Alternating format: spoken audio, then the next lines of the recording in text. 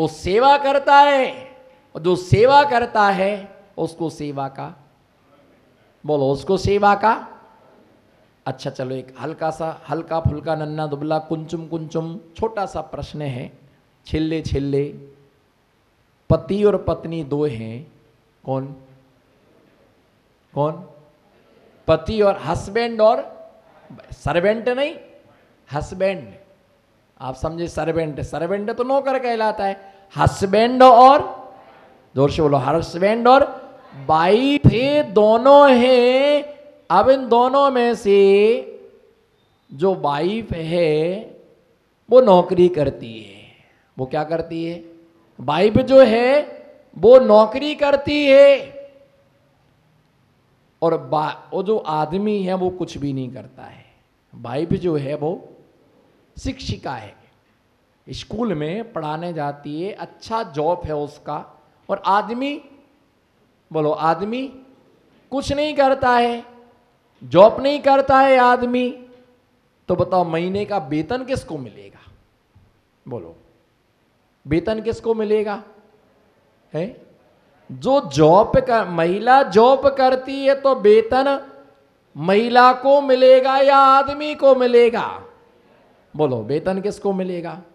मैं बाद की बात नहीं कर रहा हूं, बाद में वो किसी को भी दे, पत्नी अपने पति को दे, कुछ भी करे, पर स्कूल में वेतन किसको मिलेगा? जो जॉब करती हो। और अगर आदमी जॉब करता है और महिला जॉब नहीं करती है तो महीने भर का पैकेज किसको मिलेगा? आदमी को मिलेगा। सरकारी नियम है कि जो नौकरी करेगा वेतन उसके लिए मिलेगा। बस इस क्षेत्र में भी ऐसा ही आप लगाओ, इस क्षेत्र में भी आपको ऐसा ही लगाना है। जो व्यक्ति धर्म करेगा उसका पुण्य उसको, अगर पत्नी रोज आहार दे तो उसका पुण्य किसको मिलेगा? बोलो, पुण्य का वेतन किसको मिलेगा? जोर से बोलो, जोरा थी पत्नी को। अगर पति रोज आहार देता है तो उसका वेतन किसको मिलेगा? नहीं, आप आहार दिया, बाद में थोड़ा थोड़ा अपन क्या कर लेंगे भैया? प्रसाद तो दिया जा सकता है, प्रसाद लेके गए, काजू मिले तो दो तुम खा लो, दो हम खा लो, प्रसाद में मिला वो चलेगा, पर पुण्य को तुम क्या नहीं कर सकते हो? ये ध्यान रख के चलना। सुई का काम सुई से होगा और तलवार का काम, बोलो, सुई का काम सुई से होगा और तलवार का काम, सुई का काम तलवार से नहीं होता है और तलवार का काम सुई से नहीं होता है। अगर पैर में कांटा लग जाए तो तलवार काम में आएगी। राजेश जी, क्या काम में आएगा? हैं? अगर पैर में कांटा लग गया तो सुई काम आएगी, और अगर शत्रुओं का संहार करना है तो तलवार काम में आएगी, जिसका काम उससे ही होता है। अगर पत्नी ने धर्म किया है तो उसका पुण्य उसे मिलेगा, तेरे हिस्से में कुछ भी आने वाला नहीं। कर्म के कल्ला, तुम सोचो कि मैं उसको स्कूटर पर भेजने तो गया था, बस तेरा तू तो बस ये मान के चलो कि तुम चपरासी हो, नौकर हो, जो ढोबा कड़ोरी का काम करते हो, लेके जाना और फोकट का कुली। सुन लो, ठोक करके सुना रहा, कोई डर की बात नहीं है। अब क्या डरने का बात, डरने की बात क्या है? कपड़े थे गुरु ने फाड़ ही डाले, कपड़े थे उतारे ही दिए। भैया ध्यान रख के चलना, लेके जाना, लेके आना। लेके गया था, तू भी एक पूजा करके आया था ना, तू भी एक गिलास दे करके आया था, क्यों नहीं तूने आहार दिया? पत्नी करेगी धर्म तो उसका वेतन, पुण्य का वेतन उसको मिलेगा, और तुम करोगे तो तुमको मिलेगा। भैया व्रती जो करेगा उसको उसका फल उसके लिए प्राप्त होगा। जो नौकरी करेगा वेतन उसको मिलेगा, और जो नहीं करेगा उसको मिलने वाला नहीं। अन्याय की कमाई से लेट और बात ही बनते हैं। अन्याय की कमाई से टैक्स भरा जाता है, अन्याय की कमाई से कर भरा जाता है, अन्याय की कमाई पुलिस के लिए दी जाती है। न्याय की कमाई तो सिर्फ उतनी होती है जितने रोटी के गिरास साधुओं के हाथ में जाती है। बोलो, अपने कर से उनके कर में जाती हैं। बोलो, अपने कर से गुरु के कर में जाते हैं, उतना ही न्याय का पैसा। भोगो भोग की सामग्री बहुत मिली, बहुत मिली, है ना। सामान 100 साल का, बोलो, सामान 100 साल का और पल भर की खबर नहीं। बोलो, 100 सामान, जोर से बोलो, सामान 100 साल का और पल भर की खबर नहीं है। और सामान कितना है? सामान 100 साल का है और पल भर की क्या नहीं है? खबर नहीं है। इसलिए आचार्यों ने कहा अक्षार्थानाम परिसंख्यानाम भोगोपभोग परिमाणम अर्थ बदा मप्य बदौ राग रति नाम तनु करतये। आचार्य भगवान ने 82 नंबर की गाथा में ये बतलाया कि इन सब का क्या करना? परिसंख्या, परिमाण करना। वस्त्रों का, सोने का, चांदी का, कपड़े का, मकान का, क्षेत्र, वास्तु, हिरण्य, स्वर्ण, धन, धान्य, दासी, दास, कुप, प्रमाण, इन सब का परिमाण करना। इनका किसी भी प्रकार से उल्लंघन नहीं करना। 83 नंबर की गाथा। भुक्त्वा परिहातव्यो भोगो भुक्ता पुनश्च भोक्तव्या उपभोगो असन बसन प्रभति पंचेन्द्रियो विषयाः। आचार्य भगवान यहाँ पर भोग और उपभोग के भोजन, वस्त्र आदि पांचों इंद्रिय संबंधी जो विषय भोग के छोड़ दिए जाता है तो वह भोग है। और जिन्हें भोग करके पुनः भोगा जाता है उसका नाम क्या है? उपभोग है। कल मैंने आपको बतलाया था कि जो एक बार भोगने में आ उसका नाम क्या है? भोग। और जो बार बार भोगने में आती है उसका नाम क्या है? उपभोग। दोनों प्रकार की वस्तुएं गृहस्थ श्रावक के पास होती हैं, चक्रवर्ती के पास दशांग भोग होते हैं, अपार वैभव होता है, पर वो सबको त्याग करके आत्मा की साधना में लगता है। इसी प्रकार से संपत्ति हमें प्राप्त हुई, हम दान में उसके लिए लगाएं, धर्म में उसके लिए लगाएं। निश्चित ही इन भोगों में रचने की आवश्यकता नहीं है। इनको जितना हम त्याग करें उतनी हमारी आत्मा का कल्याण होता है। इसी भावना के साथ मैं वाणी को विराम देता। जय बोलो पंच परमेष्टि भगवान। स्वामी ने रत्न कर्ण श्रावकाचार्य के श्लोक नंबर 83 में भोग और उपभोग के विषय में बतलाया था। जो द्रव्य, जो पदार्थ, जो वस्तु मात्र एक बार भोगने में आती है उसका नाम भोग कहलाता है। जो द्रव्य, जो पदार्थ, जो वस्तुएं बार बार जीव के सेवन करने में आती हैं उसका नाम उपभोग कहा गया है। संसार में संसारी प्राणी भोगों के विषय में विचार करता है कि मैं संसार के समस्त प्रकार के द्रव्यों का भोग कर रहा हूँ। नमो सिद्धाड़म। मैं संसार में समस्त प्रकार के द्रव्यों का भोग कर रहा हूँ, परंतु हम भोगों को नहीं भोग पाते हैं। ये भोग हमारे लिए ही भोग लेते हैं। संसार में दो प्रकार के व्यक्ति होते हैं। बीते हुए कल में हमने आपको बतलाया था, एक पुण्यशाली जीव होते हैं और एक पापशाली जीव होते हैं। इसी प्रकार से इसी क्रम में, इसी सिलसिले में दो प्रकार के जीव वे होते हैं। एक पाप करके बुढ़े हो जाते हैं और एक धर्म करके वृद्ध अवस्था के लिए प्राप्त होते हैं। सारा जीवन धर्म में लगाया, सारा जीवन पुण्य में लगाया, सारा जीवन अच्छे कार्य में लगाया। धर्म करके जो व्यक्ति वृद्ध होता है उसी वृद्ध अवस्था में भी कष्ट का अनुभव नहीं करना। बोलो धर्म करके जो, बोलो धर्म करके जो वृद्ध होता है उसी वृद्ध अवस्था में भी कष्ट का अनुभव नहीं होता है।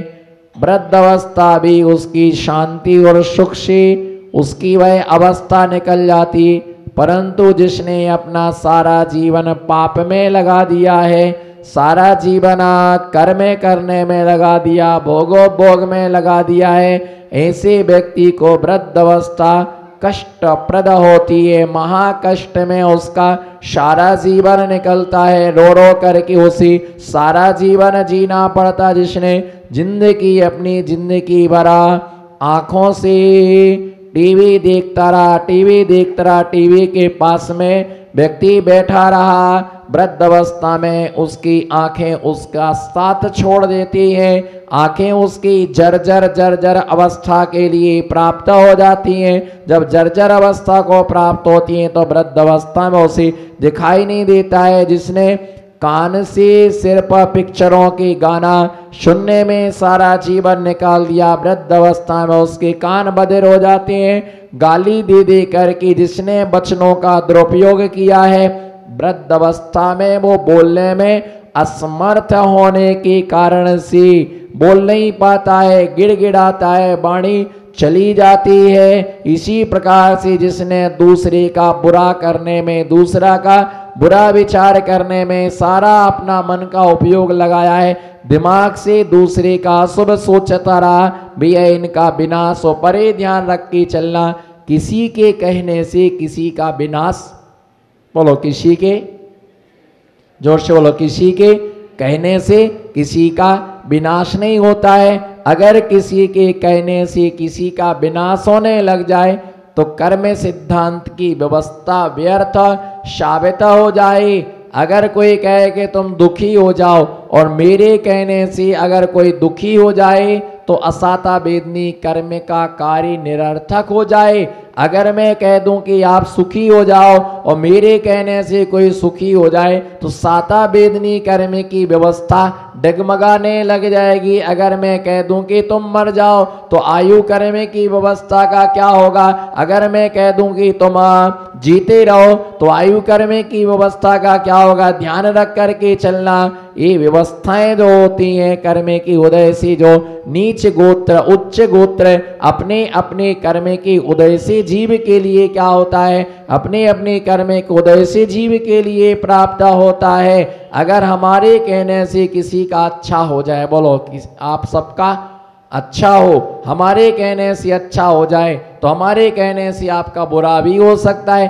कर्म सिद्धांत के सामने किसी की चलती नहीं है। वृद्ध अवस्था में दुख क्यों पा रहे हो। जवानी तुमने पाप में बिताई और पुण्य करने के लिए पैसा कम लगता है। राकेश जी, पुण्य करने के लिए पैसा, जोर से बोलो, पुण्य करने के लिए पैसा, नमो सिद्धाराम, पुण्य करने के लिए पैसा कम लगता है और पाप करने के लिए पैसा, जोर से बोलो नमो सिद्धाराम, पुण्य करने के लिए पैसा कम लगता है और पाप करने के लिए पैसा कम लगता है। कोई कोई पुण्य के कार्य ऐसे हैं, बोलो कोई कोई पुण्य के कार्य ऐसे हैं जिनको सेवन करने से 1 रुपये भी नहीं लगता है, 50 पैसे भी नहीं लगते, 25 पैसे भी नहीं लगते हैं, 10 पैसा भी नहीं लगता है। और ओछा करूं 10 रुपये भी नहीं लगते हैं। बोलो कुछ कुछ धर्म ऐसे हैं, बोलो कुछ कुछ धर्म ऐसे हैं जिनको करने में 1 रुपये भी नहीं लगता है। बोलो ओछा करो, 50 पैसा भी नहीं लगता है। और ओछा करो, 25 पैसा भी नहीं लगता है। और ओछा करो गुजरातियों, 10 पैसा भी नहीं लगता है। और ओछा करो, 5 पैसा भी नहीं लगता है। और ओछा करो, 1 अन्नी भी नहीं लगती है, 1 अन्नी भी नहीं लगती है। ऐसा धर्म है कि पुण्य बिना पैसे के हो जाता है पर पाप बिना पैसे के नहीं होता है। पुण्य करने में पैसा कम, बोलो पुण्य करने में पैसा कम लगता है, परंतु पाप करने में पैसा ज्यादा लगता है। भैया वृत्ति करने में 1 रुपये भी नहीं लगता है, पर वेश्यावृत्ति में, भैया वृत्ति में 1 रुपये भी नहीं लगता है। और वेश्यावृत्ति नाम का विषण सेवन करने में, वेश्यावृत्ति नाम का विषण सेवन करने में घर बिक जाता है, पत्नी के जेवर बिक जाते हैं, सोने की अंगूठियां बिक जाती हैं, जो तुम्हारे यातायात का साधन था, जो तुम्हारे पास में वाहन थे, वो सारे वाहन तुम्हारे बिक जाते हैं, चैन बिक जाती है, अंगूठी बिक जाती है, क्योंकि जिसे वेश्या को तुम तल्लीनता के साथ में भोग रहे हो वह तुम्हें नहीं चाहती है, तुम्हारे द्वारा जो पैसा दिया जा रहा है उसे चाहती है। जिस दिन वो जान लेगी इसका पैसा खत्म हो गया, उस दिन तुम्हें बोरा में भर करके संडास के गटर में डाल देगी। इसमें हमारा जैन आगम साक्षी है। मैं जो बोलूंगा आगम से बोलूंगा, आगम के बाहर कुछ भी नहीं बोलूंगा। जो भगवान महावीर स्वामी ने गौतम स्वामी को दिया है, बोलो जो भगवान महावीर स्वामी ने, खबर राख जो भूल मत जइजो, जो भगवान महावीर स्वामी ने गौतम स्वामी को दिया है, गौतम स्वामी ने जम्बू स्वामी को दिया है, जम्बू स्वामी ने सुधर्माचार्य को दिया है, सुधर्माचार्य ने आराती आचार्यों की परंपरा में भद्रबाहु स्वामी को दिया, भद्रबाहु ने जो धरसेन स्वामी को दिया, धरसेन स्वामी ने भूतबली पुष्पदंत जिनसेन बीजसेन आदि समंत्रबद्ध उमा स्वामी आचार्य के लिए दिया। उमा स्वामी की आराती आचार्य परंपरा से आचार्य अंकलीकर स्वामी के लिए जो प्राप्त हुआ, और आचार्य अंकलीकर आदि सागर जी महाराज ने जो आचार्य महावीर कीर्ति महाराज के लिए दिया, आचार्य महावीर कीर्ति महाराज ने जो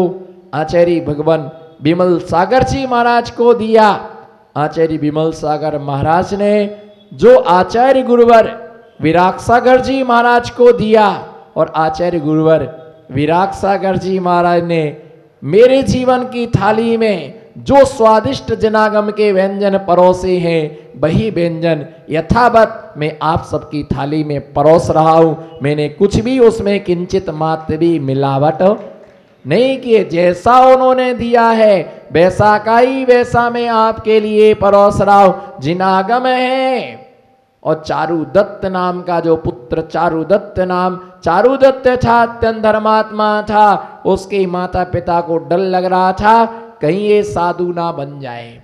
माता पिता को ये डर लगता कि हमारा बेटा, बोलो जोर से बोलो, बोलो मोहमती माता जी, बोलो कौन सी मती, मोहमती, मूर्छामती, रागमती, कौन सी मती, जो ना बोले उसे सर्वे आरिकाओं की कसम, मोहमती, बोलो मोहमती, रागमती, आसक्तमती, इनकी जितनी मति बताओ उतनी मति हमारी, इनकी मति के सामने हमारी मति ओछी है।